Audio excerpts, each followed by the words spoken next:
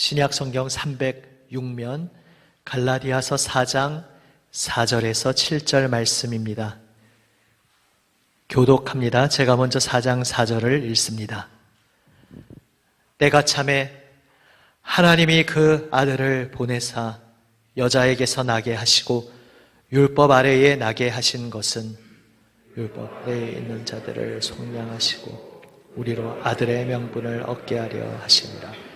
너희가 아들이므로 하나님이 그 아들의 영을 우리 마음 가운데 보내사 아빠 아버지라 부르게 하셨느니라.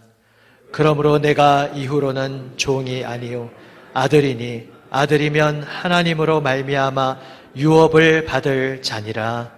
아멘. 내가 이후로는 종이 아니요 아들이니. 물론 여기서 아들이라고 하면 남성만을 일컫는 것이 아닙니다. 고대 언어의 관습일 뿐 아들, 딸, 오늘날 우리가 쓰는 말로 자녀라고 생각하시며 읽으시면 되겠습니다. 율법 아래에 있을 때 지금 4절부터 읽었지만 그 앞에 1절부터 3절을 보시면 당시 고대 문화의 비유로 이야기를 하고 있습니다. 자녀가 어릴 때는 후견인 아래에서 자랍니다. 종, 결국은 주인의 노예인 사람이 가정교사를 하면서 그 노예인 가정교사로부터 가르침을 받으며 자랍니다. 그러니까 아들이지만 아직 온전히 장성한 아들 노릇을 할 수 없기에 노예로부터 가르침을 받는다는 것이죠. 마찬가지로 예수님이 오시기 전까지 구약시대, 저는 이제 가끔 유치원 같다 이렇게 비유하기도 하는데요. 갈라디아서 비유로 말하면 노예 스승 아래에서 가르침을 받은 것처럼 초등학문 아래에서 종노릇하였다. 여기서 초등학문이라는 것은 유대인들에게 있어서는 율법이고 또 유대인을 넘어서는 모든 이방인들에게 있어서는 각각 이방 족속에게 그때까지 그들에게 규범이 되고 하나의 규례가 되었던 어떤 기준들을 의미합니다. 온전한 것이 올 때까지는 그것이 나름대로의 자기 역할을 하였다. 자녀가 아직 어릴 때에 집안에서 그 집의 노예인 가정교사로부터 교육을 받는 것이 필요한 것처럼 그 아들이 장성하기 이전까지는 그러한 때가 필요했다. 유대인에게 율법이 그 역할을 하였고 다른 이방인에게도 그 역할을 하는 철학이나 사상이 있었다. 그러나 그 모든 것은 초등학문이다. 기초 단계의 가르침일 뿐 이제 아들이 장성하면 오히려 자신을 가르치던 그 가정교사가 종이 되어서 그 아들을 새로운 주인으로 섬기듯이 이제는 우리는 장성한 자녀가 되었다. 이러한 비유로 사도는 이야기하고 있습니다. 그러한 배경을 이제 아시지만 한번 또 부연 설명을 드렸습니다. 그 배경을 이해하시면서 지금 결국 사도는 우리가 얼마나 놀라운 자리에 있다고 말씀하고 있습니까? 우리는 하나님의 아들, 하나님의 자녀가 되었다. 때가 차매 이제는 드디어 하나님이 정하신 완성의 때, 성취의 때가 되어서 하나님께서 그 독생자 아들을 우리에게 보내셨고 그 아들을 우리에게 보내신 목적은 우리로 하여금 그 아들 안에서 함께 하나님의 상속을 받는 하나님의 자녀가 되게 하기 위해서 우리를 하나님의 자녀로 삼으시려고 하나님께서 그 독생자 아들을 우리에게 보내셨다 말씀하고 있습니다.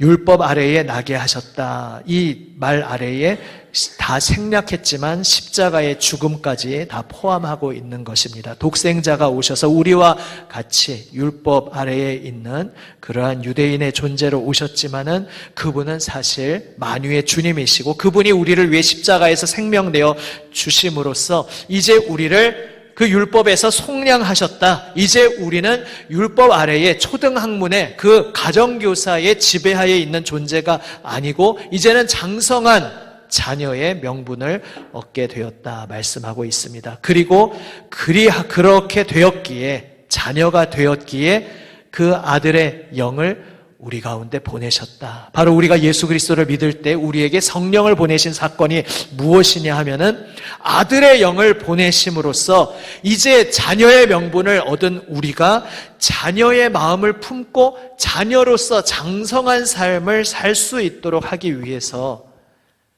우리에게 성령을 보내신 것이다. 성령은 바로 아들의 영, 예수 그리스도의 영이고 그 성령을 받은 우리가 이제 예수님과 함께 하나님을 아빠, 아버지라 부르게 되었다 말씀하고 있습니다. 예수님은 참으로 놀라운 분이십니다. 오전에 함께 보신 요한복음 4장 그 사마리아 여인과의 만남의 장면에서도 잘 드러나듯이, 그리고 복음서에 예수님의 모든 다른 이야기들에 드러나듯이 우리가 상상하고 생각한 그 모든 것을 뛰어넘는 상상치도 못한 놀라운 모습으로 예수님은 오셨습니다. 우리는 하나님이라면 이런 분이시겠지, 하나님은 이런 성품, 이런 행동을 하시겠지, 이런 상황에서 하나님은 이런 식으로 반응하실 거야, 나름대로 생각하던 것들이 있었는데 예수님이 오셔서 우리에게 보여주십니다. 사실은 세상 천지 만물을 창조하신 창조주 하나님은 이러한 분이시다, 이러한 성품을 가진 분이시다, 바로 이러한 마음으로 우리를 바라보시고 창조하신 분이시다 보여주시는데 그 행동 하나하나가 너무나 충격적이고 우리의 상상을 뛰어넘는 것이었습니다. 거룩하신 하나님이시지만 그 거룩하신 하나님 앞에서 우리가 감히 그분 앞에 나아갈 자격이 없다고 생각했는데 바로 예수님께서 오셔서 하신 일은 나병 환자, 하나님 앞에 부정하다고 여김받고 저주받은 자로 여김받은 이를 만져주시고 깨끗게 고쳐주시는 그러한 모습으로 다가오셨습니다. 다시 말해서 거룩하신 하나님은 너무 거룩하셔서 죄인인 우리를 배척하시는 분이 아니라 그 거룩하심으로 우리에게 다가오셔서 그 거룩하신 손길로 우리까지 정결하게 거룩하게 바꿔주시는 그러한 놀라운 생명을 우리에게까지 옮겨주시는 하나님이심을 예수님은 보여주셨습니다. 사마리아 여인 이야기는 오전에 이미 나누었으니까 다시 반복하지 않겠습니다. 소망 없이 절망 가운데 있던 인생에게 세심하게 다가와 주셔서 있는 모습 그대로 끌어안으시며 그를 새로운 삶으로 이끌어 주시는 분이 바로 예수님이셨고, 그 예수님을 통해 우리는 천지 만물을 창조하신 하나님이 어떤 분인지 알게 되었습니다. 그 예수님께서 여인에게 벅찬 감격을 안고 말씀을 하십니다. 이제 이곳도 아니고 저곳도 아니고 하나님 아버지께 예배할 때가 이르리라.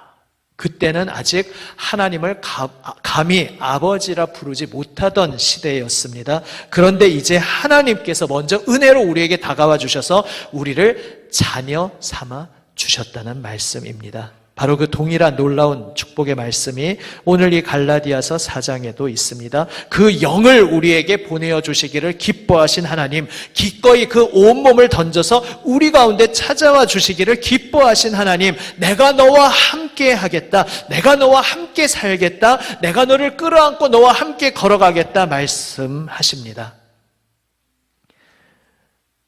인생을 살면서 편하고 늘 가까이 하는 것이 좋은 사람도 있지만 무언가 불편하고 같이 있기가 쉽지 않은 그러한 대상들도 있으실 것입니다.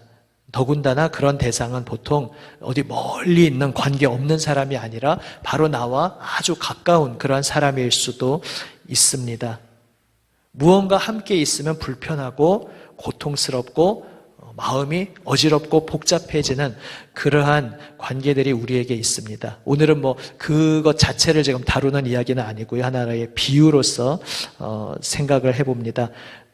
그러한 속에 잠시 몇 분이라도 머물러 있는 것이 얼마나 쉽지 않은지 우리가 사실 잘 알고 계시지 않습니까? 그런데 거룩하신 하나님은 그 본성대로라면 죄인 괴수인 우리, 어떻게 하면 틈만 나면 하나님을 영화롭게 할 것을 궁리하고 고민하고 갈망하는 것이 아니라 틈만 나면 내가 어떻게 잘 될 것인가, 어떻게 내 뜻을 이룰 것인가, 하나님으로부터 뛰쳐나가서 내 마음대로 살 것인가, 이런 것을 궁리하는 그러한 우리의 옛사람임에도 불구하고 그러한 우리를 불쌍히 여기시고 우리 가운데 찾아와 주셔서 우리와 함께 살아주시는, 함께 거하시고 함께 시간을 보내시며 오래 참아주시면서 고통스러워 하시는 것이 아니라, 물론 쉽지 않으신 길이지만 그러나 사랑으로 끝까지 긍휼로 우리를 불쌍히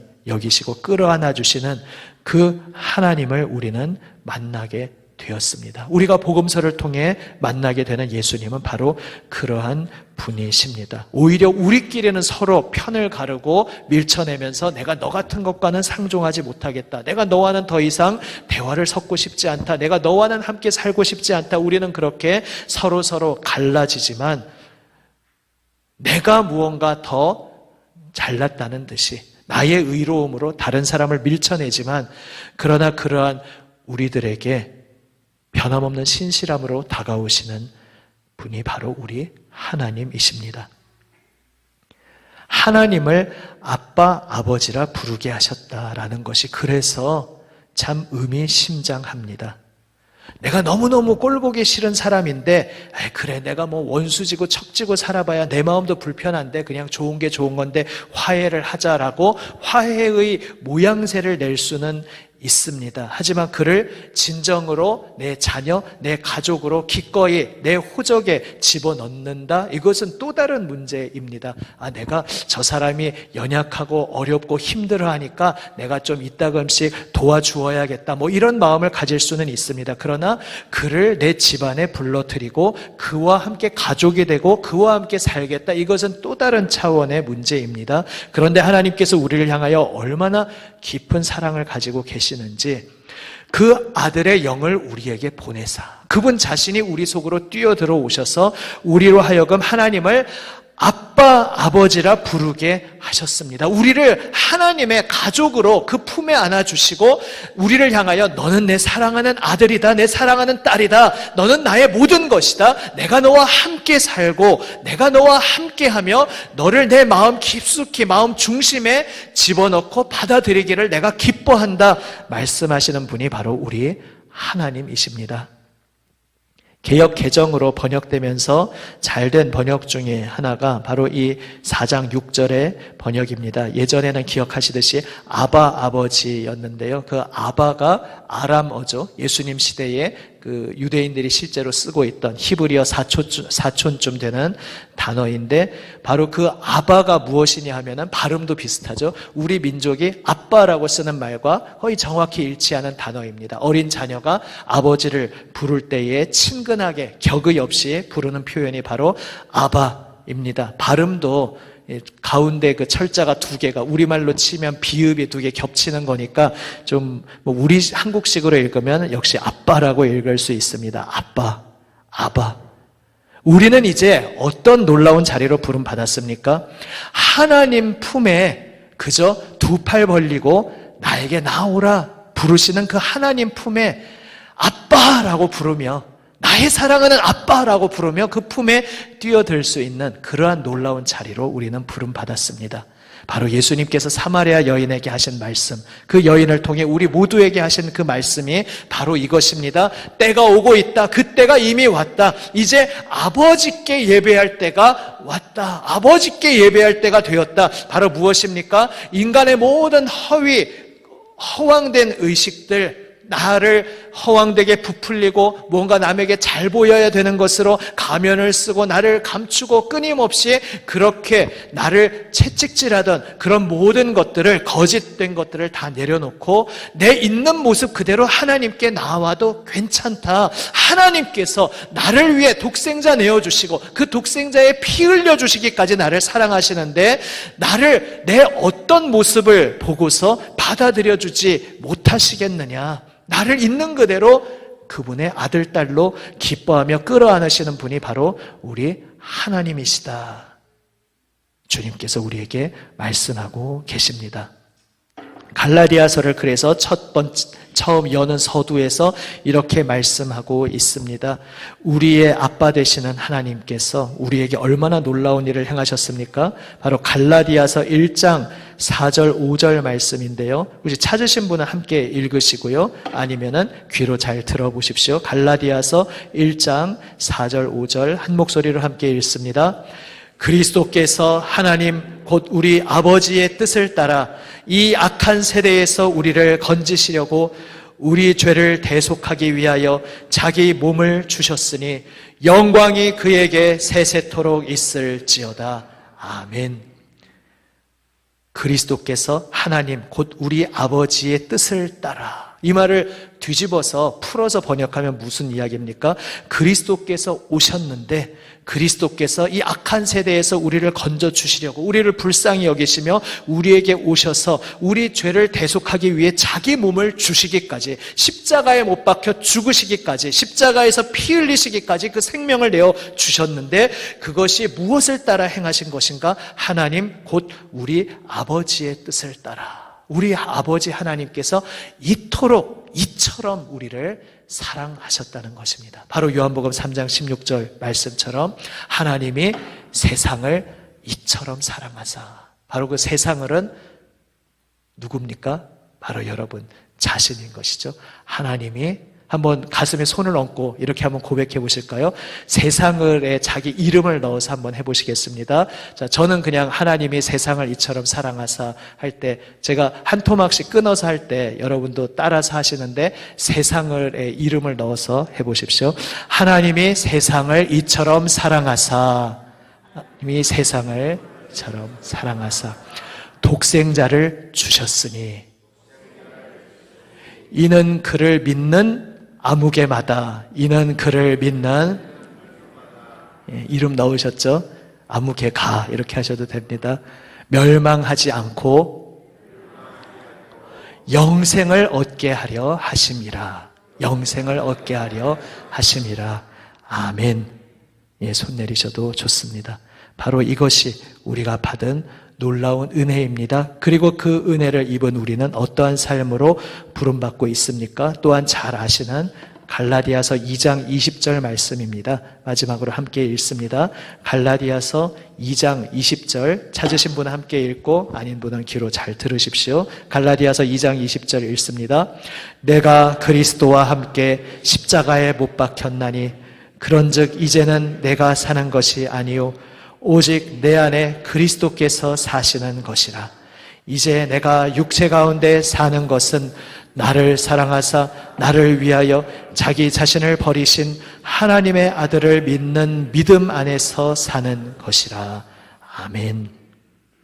이제 내가 사는 것이 아니요 내 안에 그리스도께서 사시는 것이라. 이 의미는 단지 그래 주님께서 나를 위해 죽으셨는데 이제 더 이상 내가 나를 위해 살 수는 없지, 내가 좀 막 욕심내서 이것저것 내 맘대로 하고 싶지만 좀 참자, 나를 채찍질하고 나를 죽여가지고 좀 나를 위해 살지 말고 이제는 예수님 위해서 살도록 길을 쓰고 노력해보자, 이런 의미의 말씀이 아닙니다. 말 그대로 십자가에 내가 못 박혀 죽었다는 것입니다. 나는 결코 나를 죽일 수가 없습니다. 나는 결코 나를 새롭게 할 수가 없습니다. 그런데 하나님의 독생자 예수님께서 나를 대신하여 십자가에 죽으심으로 내가 벗어날 수 없는 나, 율법의 저주, 죄의 욕심의 저주에 얽혀있는 그 옛사람의 나 스스로는 벗어날 수 없고 벗어던질 수 없었던 내가 그 십자가에서 예수님과 함께 못 박혀 죽게 하셨다, 이미 실제로 죽었다 말씀하고 계신 것입니다.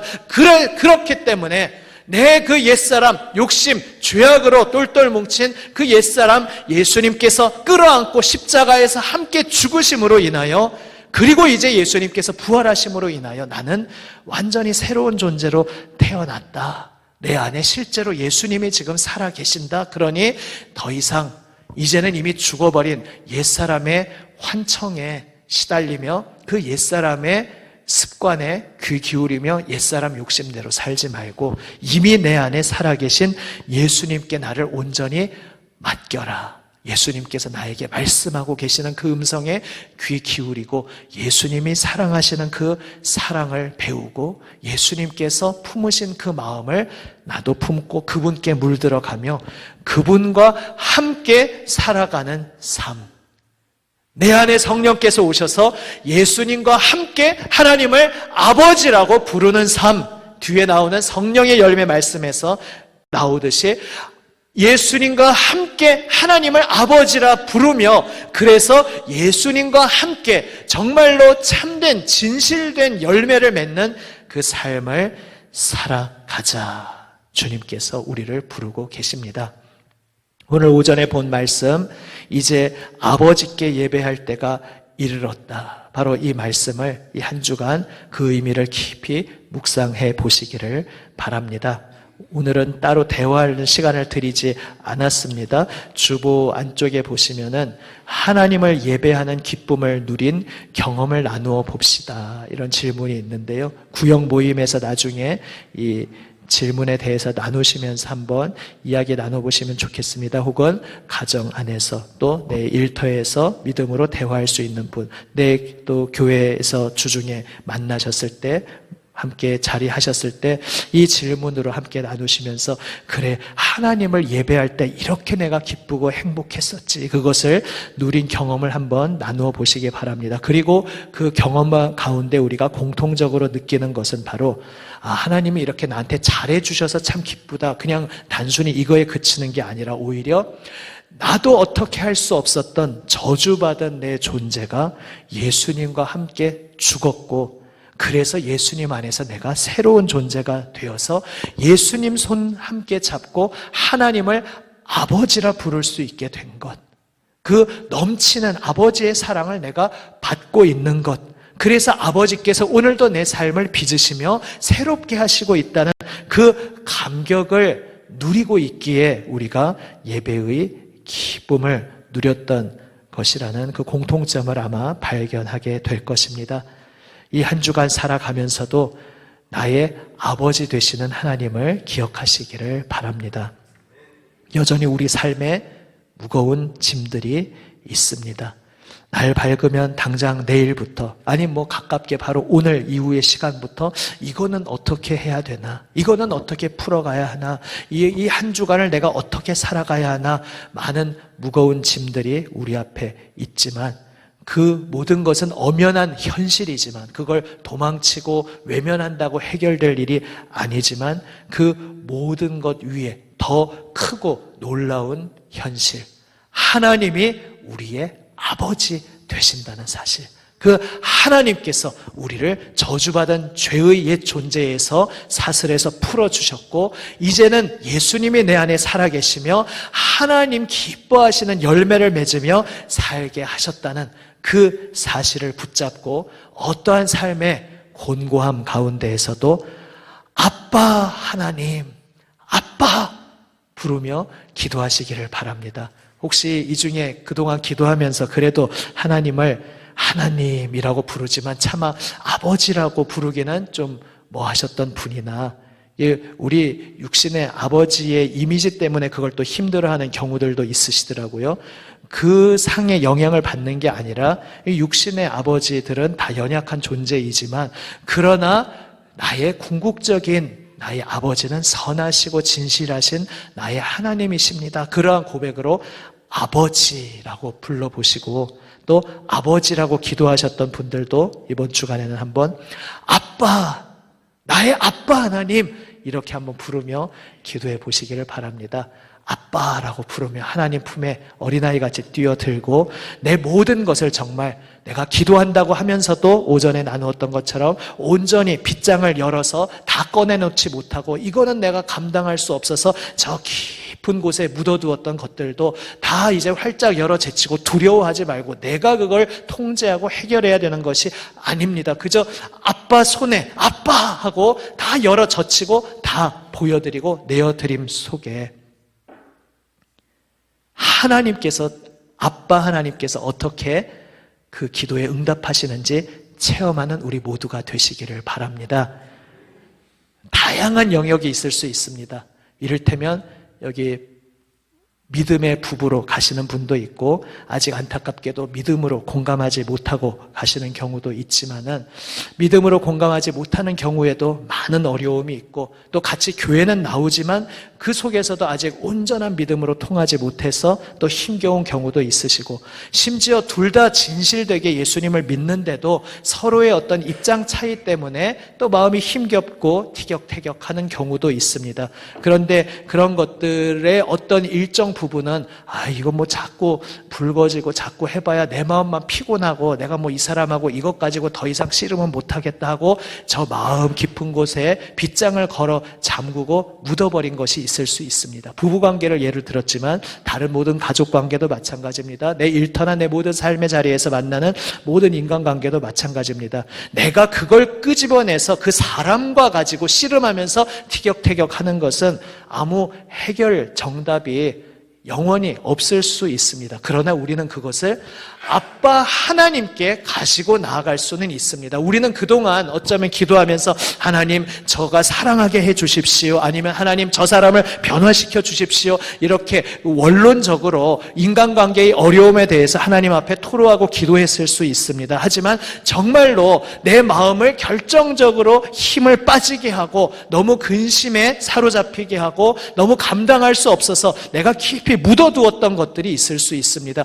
그것을 사람 사이에 풀어놓고 해결할 수는 없지만 나 스스로 제한을 걸어버린 것이죠. 이걸 가지고 기도해 본들 뭐 변하는 게 있겠나, 내가 어떻게 기도해야 될지도 엄두도 안 나는데 생각만 하면 열만 받는데 생각만 하면 근심만 쌓이는데 생각만 하면 마음에 낙담만 되는데 인간관계뿐만 아니라 삶의 모든 문제도 마찬가지입니다. 내가 이걸 굳이 끄집어내서 다시 내 입에 담기도 힘든데 그러나 바로 아빠 하나님께 아무 나에게 정답이 없지만 전에 말씀드렸죠. 약사에게 가서 제가 이러이러한 병에 걸렸으니까 이러이러한 약을 처방해 주십시오, 이렇게 이야기하는 사람은 아무도 없습니다. 의사에게 가서도요. 의사에게 약사에게 가서 우리는 증상을 말할 뿐 처방은 의사와 약사가 해 주듯이 우리 힘겨운 것들의 해답을 내가 가지고 기도할 필요가 없습니다. 나는 이거 감당할 수 없어서 저 밑에 꽁꽁 걸어 잠궈 버렸는데 이제 그것들 다 열고 아빠 하나님께 가지고 나아가서 이걸 기도하면서도 이게 어떻게 수습이 될지 감당이 될지 알 수 없지만 스스로 묻어놓지도 말고 사람 사이에 끄집어내서 괜히 사람 사이에서 시끄럽게 만들 것도 없고 아빠 하나님께 가지고 나아갈 수는 있습니다. 그게 우리가 받은 복입니다. 아빠 하나님, 제가 이것 때문에 너무 힘겹습니다. 그런데 지금 기도하는 이 순간도 이걸 어떻게 해결해 주실지 감이 오지 않습니다. 제가 어떻게 이것을 돌파하며 나가야 될지 저는 모르겠습니다. 하지만 아빠에게 말씀드립니다. 그저 아빠에게 털어놓고 부르짖습니다. 기도 시작하는 순간 나중에 돌아보면 결국은 그렇게 아무 해답이 없이 아빠에게 부르짖기만 했는데 하나님께서 그 기도를 들으시고 성령께서 나를 빚어가고 계셨음을 우리는 발견하게 될 것입니다. 이 한 주간 또 앞으로의 평생에 그렇게 아빠 하나님께 나의 어떠한 것도 묻어두지 아니하고 다 꺼내어서 주님 앞에 부르짖는 저와 여러분, 그리하여서 주님의 놀라운 생명의 손길, 내 안에 그리스도께서 사시는 것이라. 성령을 따르면 성령의 열매가 맺히게 되리라. 이것이 무엇을 의미하는지 더욱더 깊이 생생히 체험하는 우리 모두가 되시기를 우리 주님의 이름으로 축원합니다. 아멘.